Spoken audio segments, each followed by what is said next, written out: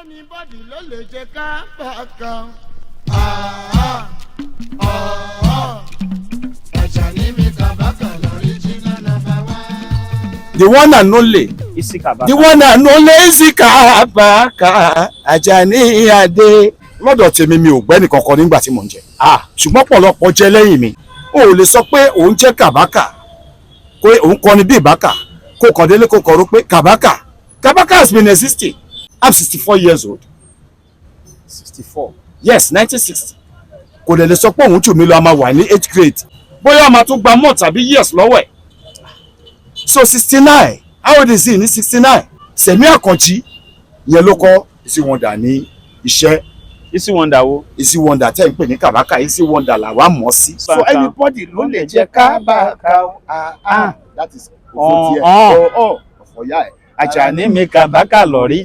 Gẹ̀gẹ̀ kẹ́rẹ́ di gẹ̀. A jọ wà lẹ́yìn ọ̀gá ọ̀tọ̀ọ̀tọ̀ oníkálukú. Ọ̀tọ̀ ọ̀gá tiẹ̀ àti ọ̀gá tèmi ọ̀rẹ́ tímọ́tímọ́ ni wọ́n. Nǹkan ju nǹkan lọ. Mo gorí àpèrè stage mi láti nǹkan bíi 6 o'clock. Mo dẹ̀ wá bẹ̀ tílẹ̀ fi mọ́. Nígbà tó máa di 3, gbogbo ọmọ band wọn ti wà lórí stage mi lóru.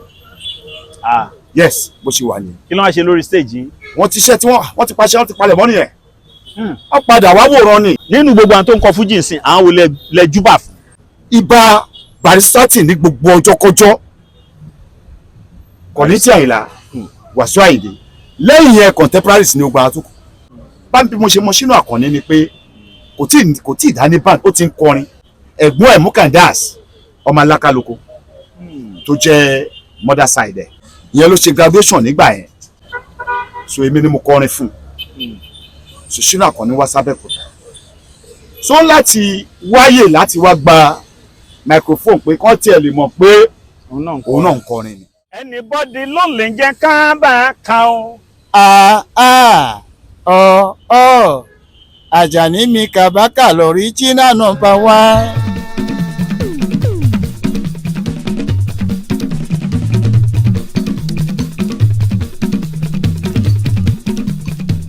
Orúkọ tó bá wọn ni à ń jẹ́ lẹ́yìn òdì.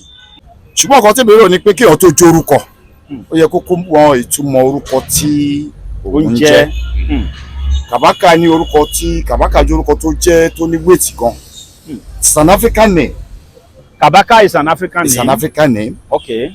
The ancient Ganda people of Uganda, they refer to their king as Kabaka. Àwọn tí ó kọ́kọ́ jẹ́ Ganda people of Uganda láyé ìgbà yẹn.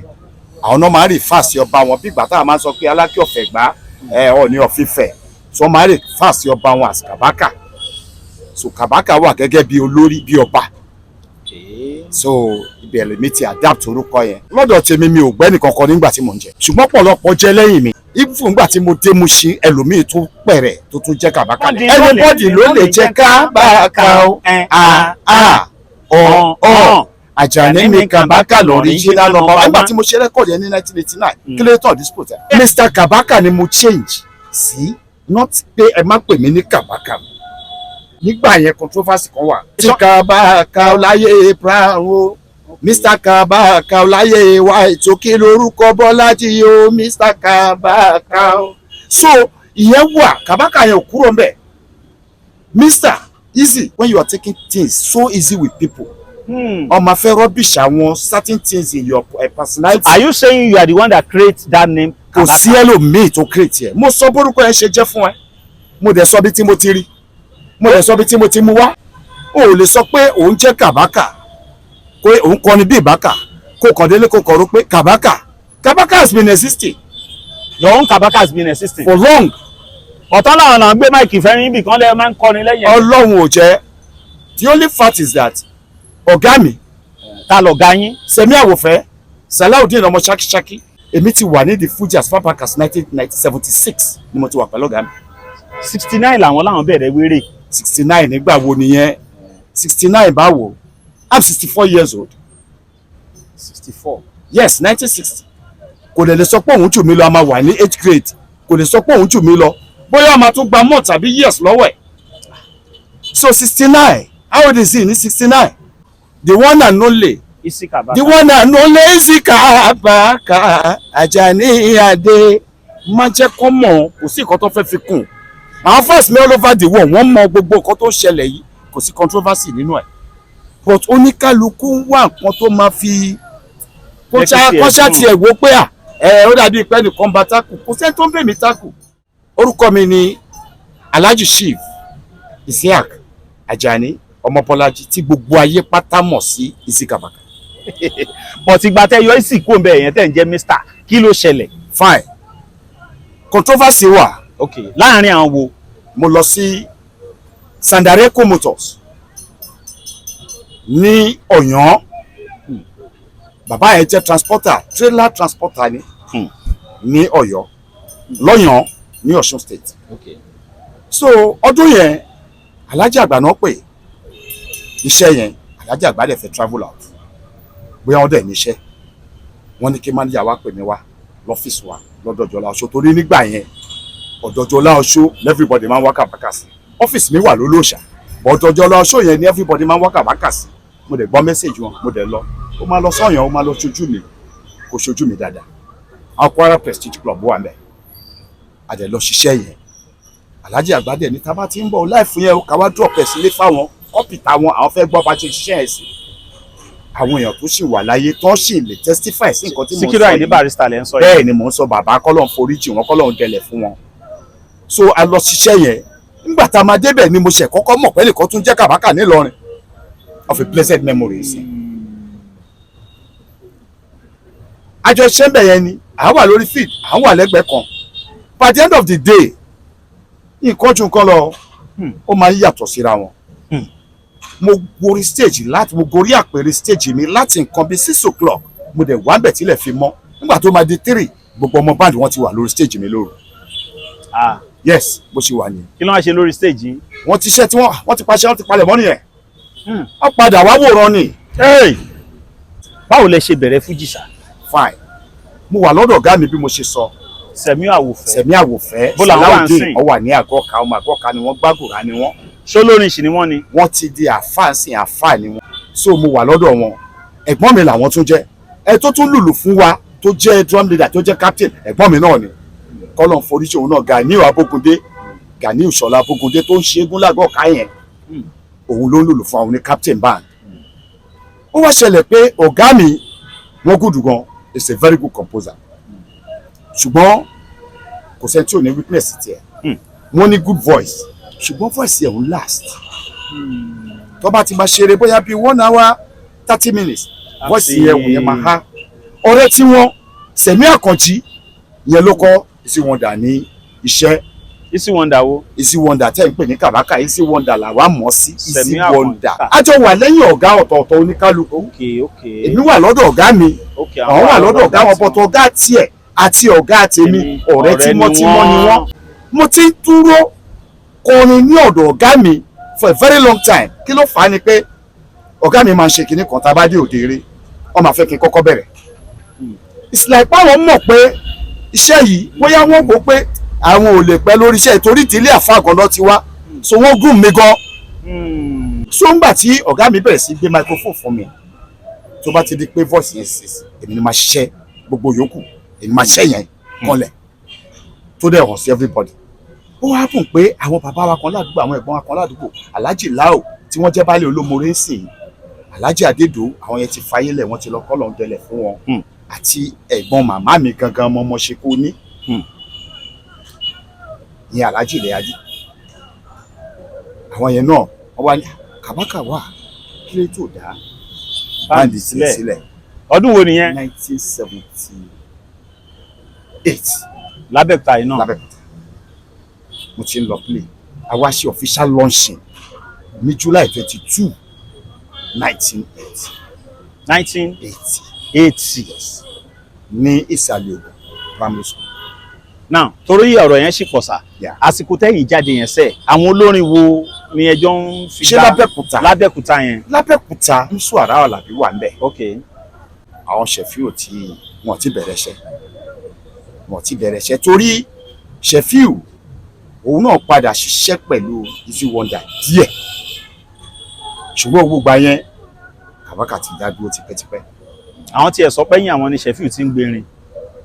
Ó gbèrin lẹ́yìn ẹ̀ fúngbà díẹ̀ kò sẹ́ni tí ò pass through ẹnìkan ṣé bẹ́ẹ̀ mi lèmi sọ sí i ó lẹ́ni tí mo pass through bẹ́ẹ̀ni lọ́dọ̀ ẹ̀ tó lórí kan tó bá wà sí tó bá lòun ò pass through ẹnìkan ẹ gbàgbé bóyá ọ̀gá ò ṣe fi hàn ìgbà tí ní adé tó ní ká máa san tax ká tó kọrin ó fẹ́ lè má sọ lórí kan tó dúró lábẹ́kúta gbogbo ọ̀dọ̀ náà lè haúsá eré tètè a lọ sí Kaduna Kaduna ẹ̀ márèjì ló gbé àwa lọ nígbà tá a máa dé Kaduna ẹnì kọ́kọ́ máa cross to wa Alájà Fatima osis bíi ànáńtà wọn ní bíi àpàlọ osis náńtà so sójà kan Nigerian Army officer kan ìyẹn ló wá sí agbo wa ló wá lọ bá Alájà pé Alájà òun discover ọmọ kan o ní club 79 ní Warri Lagos road Balaja ẹ ṣe crazy space yìí bá ṣe bẹ̀rẹ̀ jump ní ọ̀dọ̀ ẹni marriage la bá lọ a parí marriage tán Alájà ló gbalẹ̀ fẹ́ àwọn band boys ni bí tán gbádùn yín dé bẹ́ẹ̀ ló gbalẹ̀ fún àwọn band boys máa yẹn Bílẹ́mínú Àdìsá he was a major there àwọn náà wá gbé wa lọ Zaria náà gbé wa lọ sí Katsina náà gbé wa lọ sí Kano náà gbé wa lọ sí Jos bá tó máa padà sí Kaduna náà nígbà tá a dé ṣe Kaduna ẹ títí a tún wò pé ó ti ń ṣẹ́tù lé díẹ̀ nígbà tá a bá délé kò jọra wọn mọ́ bí. àwọn kẹmu yẹ Ramoni ńkọ́. senior náà jẹ́ sí mi Àjàó kọ̀mọ̀dà ńkọ́. Àjàó kọ̀mọ̀dà ẹ̀gbọ́n mi ni senior náà jẹ́ sí mi ṣùgbọ́n Alhaji kẹmu yẹ Ramoni wọn ṣáájú mi bẹ̀rẹ̀ fújì lábẹ́kúta á lọ bẹ̀rẹ̀ fújì wọn ní nọ́ọ̀tì ni o ṣùgbọ́n ní music industry pé wọ́n ti ṣe pẹ̀lú Àyìnlá Ọmọwúrà rí grace yẹn lásán sílẹ̀ ọ̀nà jẹ́ sí mi. tó ń gbà tá a padà sẹ́gbà mo rí i pé kò fẹ́ jọra wọn mọ́ bá ṣe fílẹ̀ sí kọ́la bá bẹ́ẹ̀ mi ṣe pẹ́rù mi pọ̀ nìyẹn ó lè kó. níbo lè kó. Mushin. Mushin nílé àwa wà nílé àlámọ̀ níbi tá tí mo rí jáde ìbí ohun ojú bá rí ẹnu ò gbọ́dọ̀ sọ ẹ má ṣe gbé borùn bẹ́ẹ̀dẹ̀ lè wà láyọ̀nù sọ ẹ má ṣe gbé borùn bẹ́ẹ̀dẹ̀ mo lẹ́nu mo kọrin yìí ó Àjàní mo kọ́ tilétilé ẹ̀kọ́ kì í tilé ọ̀rọ̀ Àjàní Adémi Kàbákà mo kọ́ nítorí fádà ní bàbá ọmọ ní pikin ọmọ tó bá yájú sí bàbá ẹ̀ á jí ìyá. kí ló dé tẹ ní Mushin nílé àwa wà nílé àlámọ̀. níbi tá tí mo rí jáde ẹ kàn fi. bẹ́ẹ̀sì ni alásàlátù yẹn gangan ní bẹ́ẹ̀sì wa ànígbà yẹn development Mushin ò tíì so ilé alámọ̀ pọ̀ dáadáa. kí ló ń ṣẹlẹ̀ ńbẹ̀ tẹ́ ní ohun tójú bá rí ẹnu ò gbọ́dọ̀ sọ. àṣírí ni láàárín àwa tá wà ńbẹ̀ náà ni ọmọ short up wọn ní kó lọ rò ń lé. wọn ní kó lọ rò ń lé. wọ́n tó máa ṣẹlẹ̀ nìyẹn. tó bá kàn rátẹ́gùn tó ń bọ̀ lọ́sọ̀ọ́sì. short up wọn ní kó lọ wọn. lẹ́fí ní Mushin nílé wa wà nílé àlámọ̀ níbi tá tí mò ń jáde ohun ojú bá rí ẹnu ò gbọ́dọ̀ sọ ẹ má ṣe gbé borùn bẹ́ẹ̀dẹ́lẹ̀ wà láyọ̀nù sọ ẹ má ṣe gbé borùn bẹ́ẹ̀dẹ́lẹ̀. Paso wà Mushin. tó ti ń kọrin gbà. Paso tí exist ní Mushin. okay. Paso tí exist ní Mushin. lórí máa lọ sí jọ̀pẹ̀ ní tèmi o. okay. Ṣínà Kọ́ní is on ground. Àdìsálà Ṣẹlá is on ground. okay. Kamilasa is on ground. okay.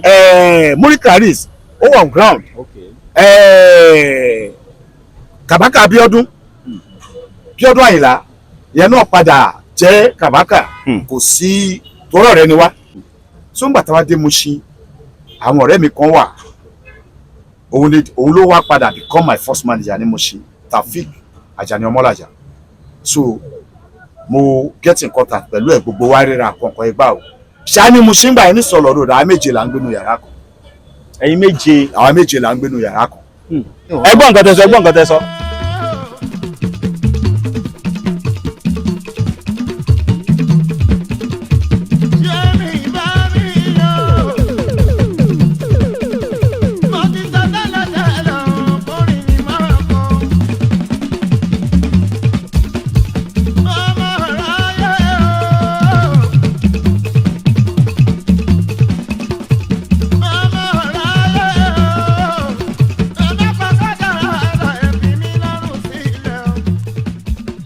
so bá ṣe ń gbénu yàrá yẹn we are gbé with love gbogbo àmì èyí tá a ń gbénu yàrá yẹn wọ́n padà dọ́mọ band Kàbákà ní tíyàdé first set of band Kàbákà band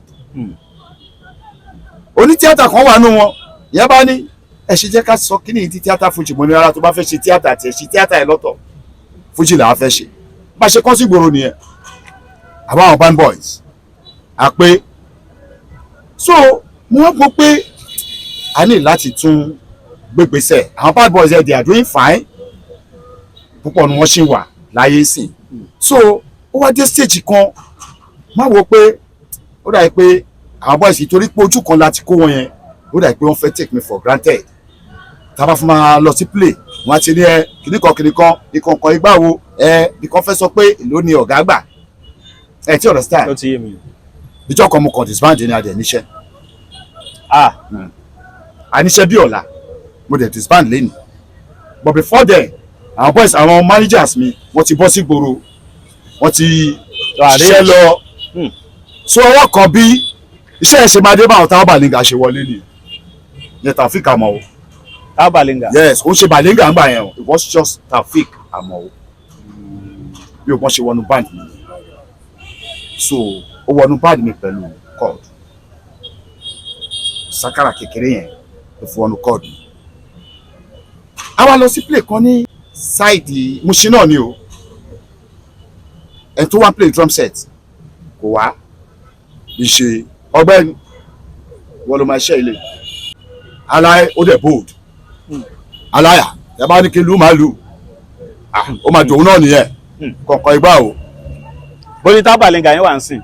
àwọn onímọ̀nìjà pàṣọ onímọ̀nìjà pàṣọ lẹ́yìn so bá ṣe báyìí dé nìyẹn òun Larry ọ̀yẹ́ K-Singer they are all alive Larry ti kú kọ́lọ́ foríjì but most of them are still alive àwọn náà wà pẹ̀lú mi títí ta fi àwọn náà mú Tẹ̀kóyè wọlé Tẹ̀kóyè Wàsíù Àjàní táwọn Balenga ló mú dé ọ̀dọ̀ mi and he was with me for 4 years kó tó lọ dá dúró torí nígbà tí Tẹ̀kóyè wà lọ́dọ̀ mi táwọn Balenga kọ́ mú wájọ́ yẹn ni pé ara ẹ̀yẹ kí ọ̀bọ yìí máa gbèrè mo ní àṣọ gbèrè rí ni ọ̀rọ̀ máa gbèrè o àfi kó gbèrè o ìwọ́n kan sùn sílé ni wọ́n bá ìta bá já lọ́tún já bá já lọ́sìn ló máa kó lọlé káwọn náà máa ṣe ọkàn nu báǹdì kọ̀ọ̀kan ìgbà o Tẹ̀kóyè kọ́ lọ foríjì so bó ṣe dénú báǹdì nìyẹn Sandoka baálẹ̀ nísìnyí níbi ní abúlé ẹ̀ ní Àgọ́wòye kò tí ẹ ṣabúlé ní ìletò ẹ̀ lágọ̀wòye níjẹ̀bú yóbóró yòbó sí baálẹ̀ nísìnyí ọ̀rẹ́ àbúrò mi tó dà baálẹ̀ nísìnyí ṣẹ́rí Ọlọ́run ló máa ń pín o kí n tó lè sọ fún ẹ pé àwọn tó jẹ́ fans Kabaka ò fi Kabaka lẹ̀ lọ́la kábíyèsí Ọlọ́run bẹ́ẹ̀ mo sọ fún ẹ at least nínú gbogbo iléyá tó ń bọ̀ yìí mo lè sọ fún ẹ pé mo ti wà fully engaged wow ní iléyá ilé yìí tó ń bọ̀ yìí àwọn fan ní láti gbà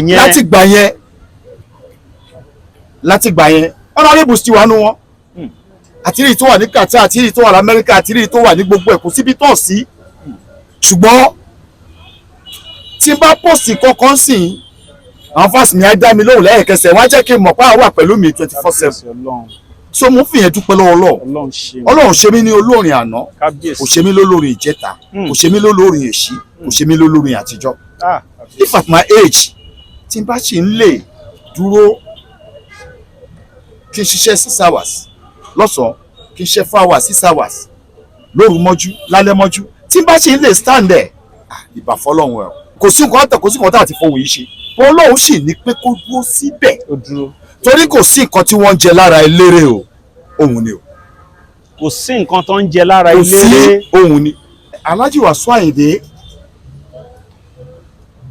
kọ́lọ̀ foríjì Alhaji àgbà la mọ̀ gẹ́gẹ́ bí olùdásílẹ̀ Fuji àwọn náà fa Alhaji Kollington wọlé jẹ́ kájọ máa ṣe kínní Alhaji Wasiu Ayinde lẹ́ni wọ́n jẹ́ leader I understand aṣíwájú ni wọ́n oníkálukú lọ́gàá tiẹ̀ Alhaji Wasiu Ayinde wọ́n ń ṣe ọ̀gá tiẹ̀ musically bọ́n mo gbà wọ́n ní aṣíwájú nídìí iṣẹ́ as a leader Àdìsá Aláṣẹlà èmi pẹ̀lú ẹ̀ la close jù kọ́lọ̀ foríjì ẹ̀gbọ́n mi tó dáa ni nígbà tí mo dé Mushin support tó fún mi mi ò lè mú kúrò because nígbà tí mo dé Mushin the only thing tó máa kọ́ ṣe láti mọ̀ ẹni pé gbọ́dọ̀ níbi tó ti ń play jump shadow ni mo wà shadow yẹn bí ọjà ni shadow yes bí ọjà kò sówó màmá kan aláàánú ló máa fún wa ní 1,500 naira every week tá a máa lọ fi gbanisẹ́ a dẹ̀ ń gbanisẹ́ ní 750.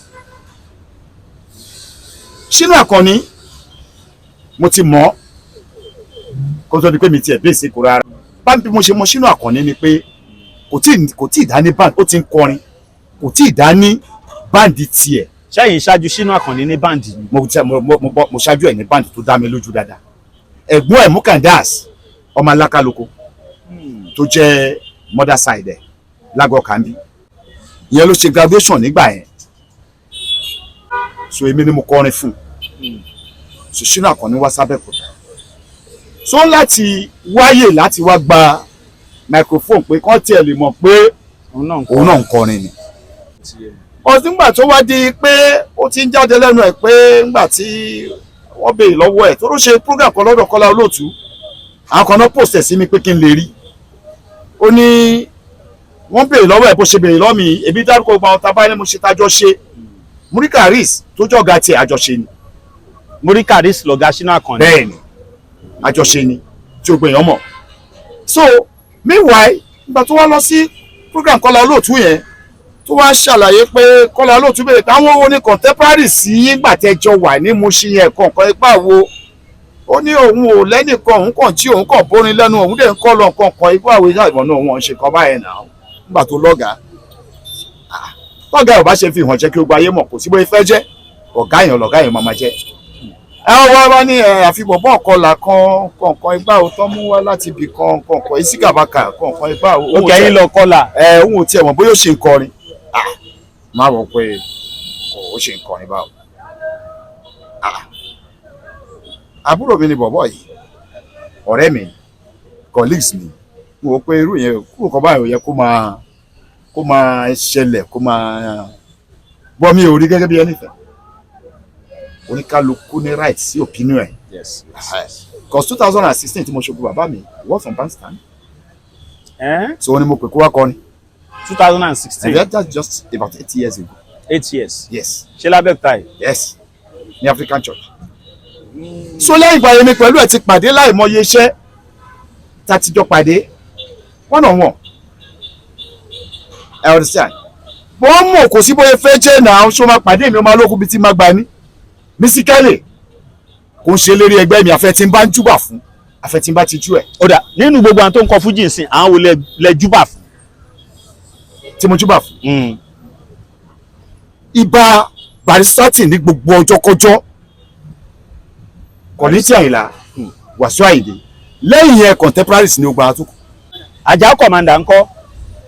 mi mọ sórí Àjàó Commander púpọ̀ jù mo mọ̀ wọ́n later in life nígbà tí máa fi mọ̀ wọ́n gan Ọgbàṣáde láti máa ń pàdé torí èmi ní show tí máa ṣe ní Ọgbàṣáde every Friday ní Corner Joint Hotel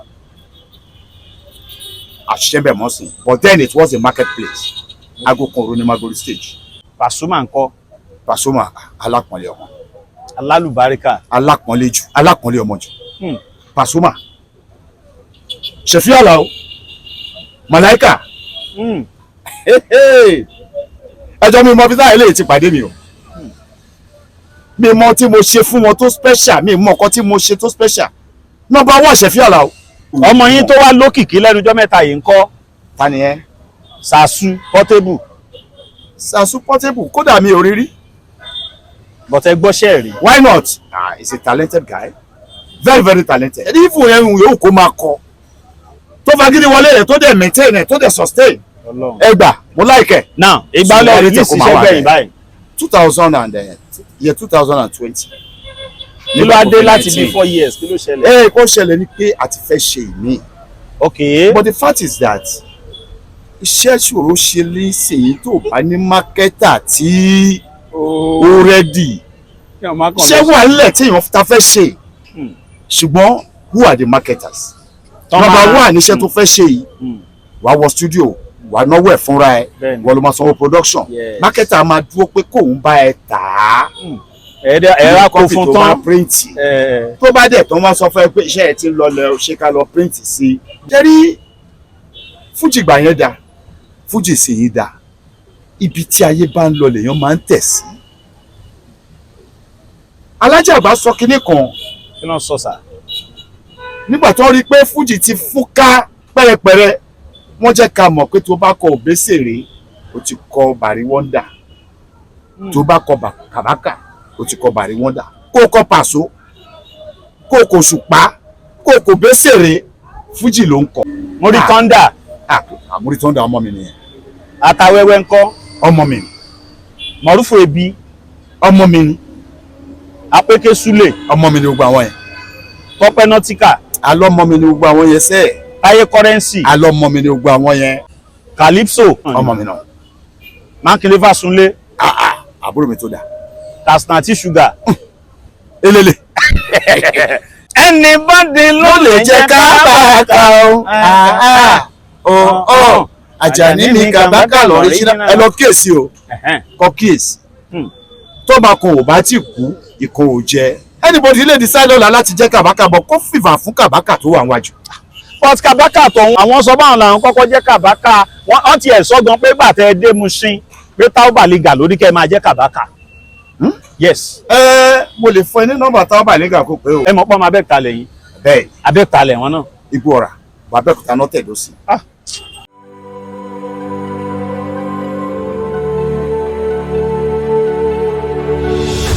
ìròyìn ayọ̀ rèé fún gbogbo ẹni tó wà ní London àtàgbègbè ẹ̀. Arahim Afro-Caribbean Cash and Carry, import and export of African foods, also help to pay school fee in UK for Nigeria with money transfer to UK and back to Nigeria. Arahim Afro-Caribbean Cash and Carry wà ní Graham Excess RM 139YS Up Minister Road, South Graham, London. Gbogbo èyí tẹ́ wà ní London pátá ó yá ẹ nìṣó lọ́dọ̀ Arahim Afro-Caribbean Cash and Carry. Ibẹ̀ gangan ìfọ̀kànbalẹ̀ wà. Now ẹ sọ̀rọ̀ Ṣínà Àkànní ṣé ká sọ pé kò sí cordial relationship láàrin yẹn ni ní ẹnujọ́ mẹ́ta yìí náà là ń gbọ́ nípa onílù Wàsíù Àyìndé kan àwọn kan sọ pẹ́yìn yẹn ni Wàsíù ti gba onílù pẹ́yìn lè lo onílù yẹn tẹ́lẹ̀ ẹ jọ̀ọ́ ẹ kọ́kọ́ bá a ṣàlàyé yẹn náà sà. Láàrin mi àti Ṣínà Àkànní mo ti sọ tẹ́lẹ̀ dó mo wíṣẹ̀ wọ̀ ẹ̀ tó ló ṣe 60th birthday ní April or so. I wasn't invited. Ibi tó bá dẹ̀ pè mí sí ẹ̀ lórí Kabaka ń bẹ́ o. Mo ń gate crash lọ sí anywhere. Any event tó bá pè mí sí ebi Àjàní ò ní rí mi ń bẹ̀. So ó ṣe 60 years mo bá dúpẹ́. Ibi tá a bá ti ríra máa kíra wa tẹ̀nítọ̀ yàyà ni. Ṣùgbọ́n oníkálukú ló mọ ohun tó gbìn síkùn I don't know. Bọ̀ kò síbi tá a ríra tá a kíra tẹ̀rí àtọ̀ yàyà. Gẹ́gẹ́ bí olórin gẹ́gẹ́ bí ọmọ ìlú kan náà gẹ́gẹ́ bí tẹ̀gbọ́n-tàbúrò. So a máa ń ṣọ́ ìyá síra. Nípa ti onílù Wàsíù Àyìndé ńkọ́. Ẹ ṣe rí Àyànkúnlé ó jẹ́ ọmọ kan tí mo like torí ìgbà yẹn tá bá ti lọ sílùú òkè tá bá ti lọ play Ìsẹ́yìn ni o Òkèhò ni o Ṣakí ni o Àgọ́ Àrẹ ni kankan ipá o àmàrà àwọn onílù tó máa ní dandan àwọn máa tẹ̀lé wa máa play ní ọ̀dọ̀ wa ní Èkó. But Táó Bàlígà jẹ́ nìkan mo máa ń sọ mò ń tún sọ Táó Bàlígà jẹ́ nìkan tó jẹ́ pé kò gbádùn rárá kò ṣe pó ṣàárẹ̀ o he's an action guy. Ọ̀gbẹ́ni ìwọ máa lọ ọ̀gbẹ́ni ìwọ tẹ̀lé wa ọ̀gbẹ́ni ìwọ lọ kẹ́rù ẹ̀ ọ̀gbẹ́ni ìwọ bóyá kó gbó wọn tẹ̀lé wa dé kò nìyẹn. Ètò wà l'Amẹ́ríkà orí Gádé Razak yẹn wà l'Amẹ́ríkà yẹn kúrò lẹ́yìn wa lọ gbé lẹ́yìn Alhaji Àgbà. I understand. Àyànkúnlé wà lọ́dọ̀ mi for 4 years. Àyànkúnlé Wàsíù yìí. Yes 92 ló kúrò lọ́dọ̀ ó dẹ̀ wà lọ́dọ̀ mi láti 1988. A ní play ní Adéọ̀yọ́ láníṣẹ́ sí níjọ́ yẹn. Kò ṣòwò nìkan ló kúrò lọ́dọ̀ mi lọ sọ́dọ̀ ẹ̀yàn Alhaji Wàsíù Àyìndé Sulaimon yẹn náà wà l'Amẹ́ríkà sí.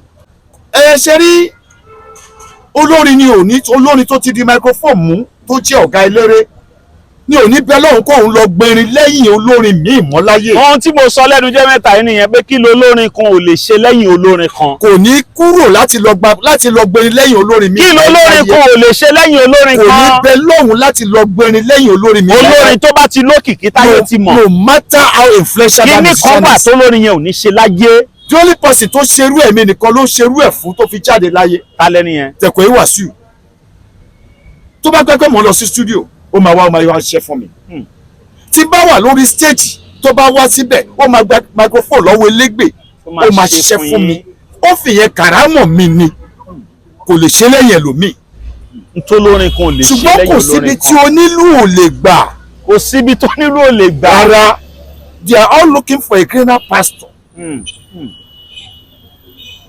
aníṣẹ́ ládé ọ̀yọ́ bọ̀ nígbà yẹn o bó ṣe kúrò lọ́dọ̀ mi kò ṣẹ̀yìn olùpẹ̀rí pẹ̀rí wàsíù torí àwọn máa ń wá ságbomi they are acting like scout fún materials lọ́dọ̀ fún Wasiu Ayinde tó bá lọ ságbo tó bá rọ nílùú tó dáa ọmọ akọ́nà yẹ kí wọ́n máa pè lọ́dọ̀ Wasiu Ayinde náà ọ̀pọ̀ ìgbà a máa mú ẹ wọlé irú ẹ̀ náà kù sóhun létí nígbà yẹn ó dẹ̀ lọ but kíní kan wà nínú band Kabaka tẹ́nìkan bá lọ ẹni mẹ́ta mẹ́rin ló máa padà rọ́pò Ọlọ́run ṣe yẹn bẹ́ẹ̀ láti lọ so àwọn onílù míì tún dé adẹ̀túnjọ́ ń bá ìrí àníyàn lọ èmi ò mísẹ̀ as a person ó wà lẹ́yìn Wasiu Ayinde nígbà tí n fẹ́ ṣe rẹ́kọ̀dù mú láti pé ọ̀gbẹ́ni ó máa ṣẹ́fẹ̀ mi studio torí yàlù ló ń lù lẹ́yìn mi nígbà tó dọ́dọ̀ Alhaji Wasiu Ayinde ló bẹ̀rẹ̀ sí lu gángan yàlù ló ń lù lẹ́yìn mi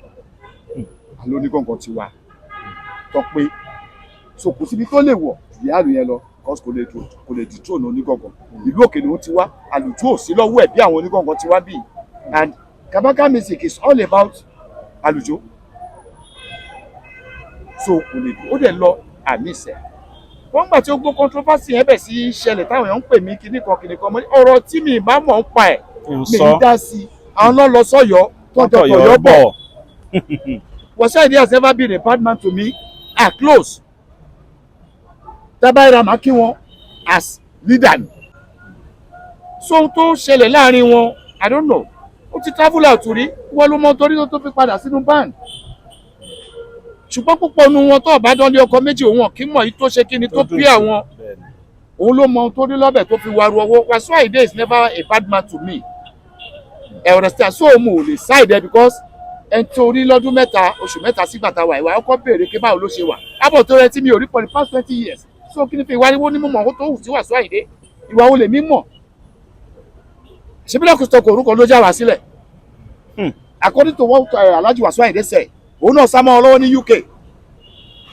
so wọ́n ló mọ́ tó fi padà sọ́dọ̀ wọn so tó bá dẹ̀ ṣẹlẹ̀ bẹ́ẹ̀ wàá gbà wàá pẹ̀kẹ́ mọ́ ni náà kò ṣe pé òun lè máa ń gbé sórí media social media kó di controversy kó di gbàkódà kó ṣe gbà ó help èèyàn at times it's a very good drama but mo fẹ́ kẹ́ mọ̀ lẹ́yìn pé ihun tó ṣe kọjá yìí ó máa hard fún olórin kan láti hire ẹ̀ láti lóun fẹ́ gbà sọ́dọ̀ bàbá ẹ fún wa ń ṣàjẹ kan náà ẹ fún wa ń ṣàjẹ kan bóyá ìtẹ́ ti ṣe ti pé àbẹ́ níwọ̀n. ẹ̀kí bẹ́rẹ́ bẹ́ tó wọnú dumping caterpillar búdè alábọ̀ṣàbọ̀ aláwòṣàwò oníkùlàṣà yẹ́lẹ̀jú kókókó Àjàní òràn gúnṣẹ́ yẹ́lẹ̀jú kókókó Àjàní òràn gúnṣẹ́ ẹ̀yin lẹ́ ń sọ̀rọ̀ ọmọ ọlọ́mọ ayé ilé àwọn náà sọ̀rọ̀ ọmọ ọlọ́mọ wọn níta ló jẹ́ Kabaka igi gangan l'Àjàní Adéyẹlẹ́jú kókókó Àjàní. èmi lọ́dọ̀ ọmọdé kan tó kọrin fagbára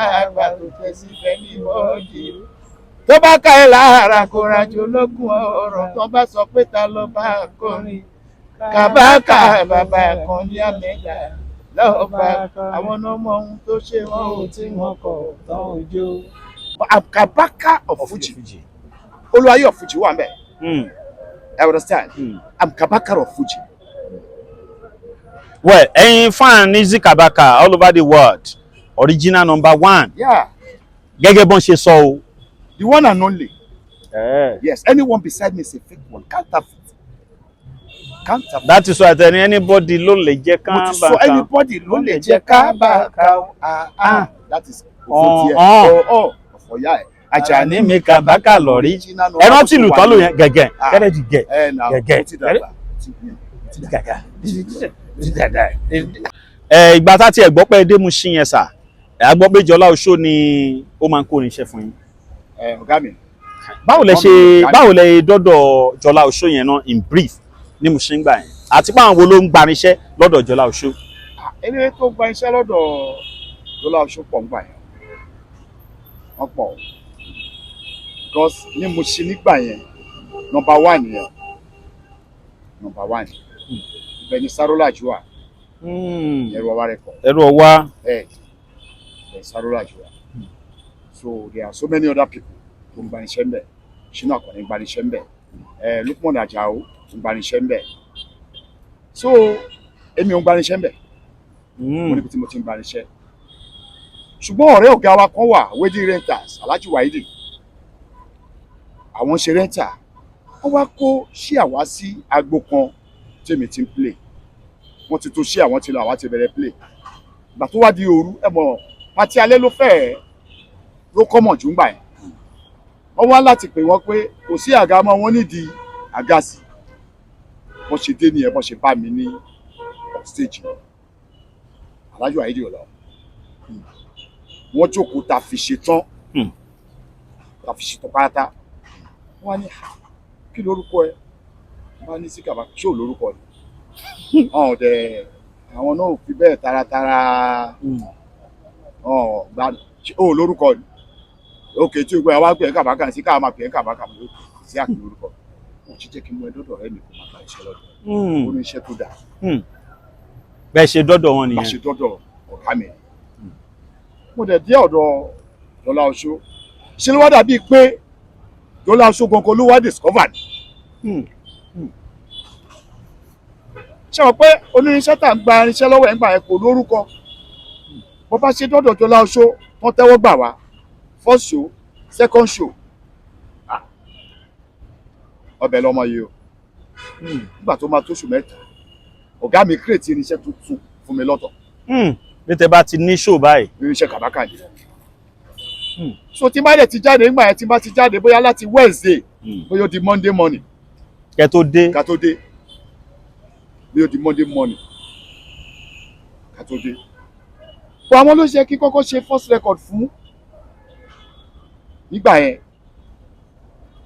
wọ́n ti sign Ṣínà ṣáájú mi ṣe record Ṣínà Àkànní ó ṣáájú mi ṣe record bọ̀tẹ̀ yín ṣáájú Ṣínà Àkànní ní band. mo ṣáájú ẹ̀ ní band Sarolaji ọ̀rẹ́ mi ní Dọ́là we are still together to date yẹn tó jẹ́ ọmọ Sàrùmí ọ̀rẹ́ mi ní Dọ́là olóṣà máa fún mi ní courage olóṣà máa fún mi ní courage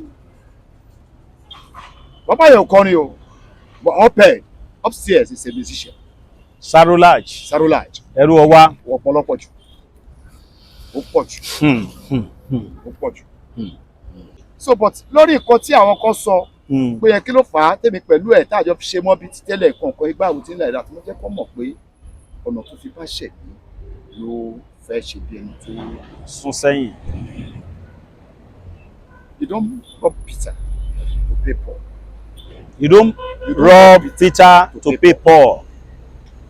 Sudan director Sulaiman Ọlọ́mọdélẹ́yẹ ló máa record life Kabaka ní mo ṣe everybody wọn ó ní kọ́kọ́ bọ̀ òun ni wọ́n mọ̀ jù ní mo ṣe Bob Kazeem àfi blessed memory yẹn wà ní Olóòṣà yẹn náà record Peter Cole yẹn náà wà lólóòṣà Láṣàbí street Ọlọ́run foríjì àwọn náà tó so many other like that wọ́n máa ń gbé tape wọn wá but àwọn mẹ́ta yẹn wọ́n monopolize iṣẹ́ yẹn débi pé wọ́n fi kí ẹlòmíì kó wọlé àsùdá náà kọ́ dẹ̀ ní first person but later àpadà jọ sí sílẹ̀ tí ẹ̀ ń dùn mí díẹ̀ rẹ̀ ó ti gbàgbé ẹ̀ ó wá pọ̀ pé ó kàn pé Sudan ní pé òun nídìí life Kabaka like yíyá bíi 10 sí 15 ìyẹn dẹ̀ ṣe dáadáa Sarolaji ló sọ bẹ́ẹ̀ ìyẹn dẹ̀ pè mí bí ẹ ṣe wá pè mí ìyẹn wá ní Túnjí ní òun nídìí life rẹ bóyá bíi 15 kọ̀ọ̀kan ibà bóyá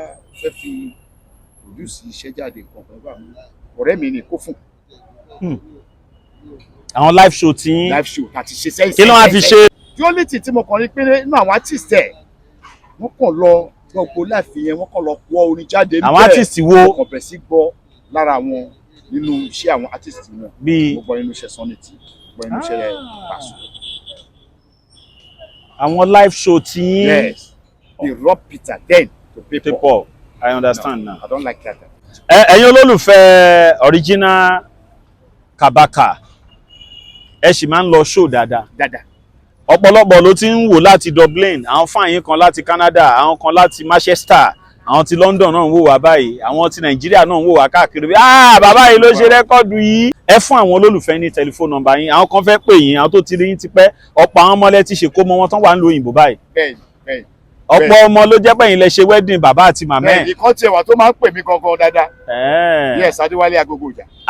ẹ̀ṣẹ̀ ti rí ń sìn, sọ ọ̀pọ̀lọpọ̀ ọmọ náà ti ṣe ìkómọ ẹ̀. dájú ọkọ sì máa sọ pé ọmọ ẹ bèrè o èmi ọmọ tó gbé fọmọ ẹ jẹ o bóyá torí pọ̀ ló kó jáde ni tó dẹ̀ ṣe dáadáa sí mi. ó yẹ bá mi fún gbogbo àwọn fáyín ní tẹlifóònù nọ́mbà yín sà. 090 14 90 77 80 WhatsApp number mi ni 090 14 90 77 80. Nọ́mbà kejì 081 63 19 19 01 081 63 19 19 01. Ọlọ́run má sọ ilé ẹ̀rín dẹkún. Ọlọ́run má sọ ilé ẹ̀rín dẹkún. Káyé kó má nira fún mi. Ọlọ́run má sọ ilé ẹ̀rín dẹkún.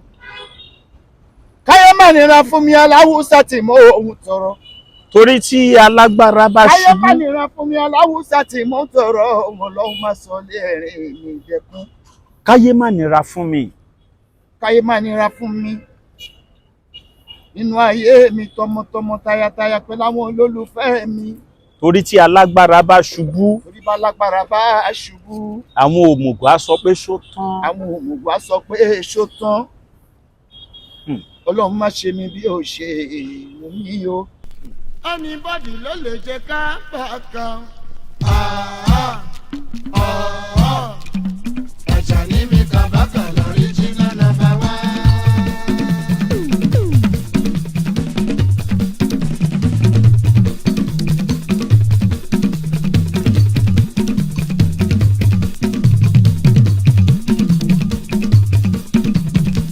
Anybody ló lè jẹ ká bákan.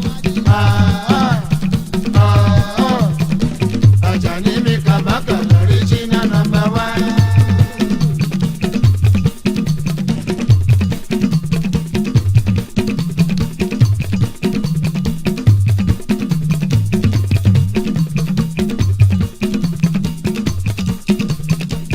Tó bá fẹ́ jíjó ìsì ṣe bọ́rí ń bẹ kó sásù o. Ṣe bọ́rí ń bẹ kó sásù o.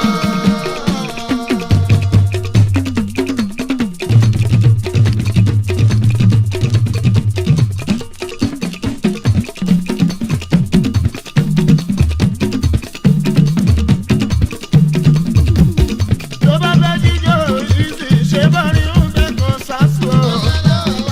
Ṣe bọ́rí ń bẹ kó sásù o.